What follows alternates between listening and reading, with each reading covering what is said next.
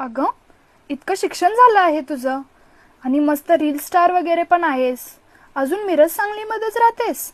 जा जरा बाहेर पड, मेट्रो सिटीमध्ये जाऊन राहा, एखादं लक्झरियस लाईफ जग. असं तर मला सगळेच म्हणत असतात. आता यावर सगळ्यांनीच माझं उत्तर ऐका.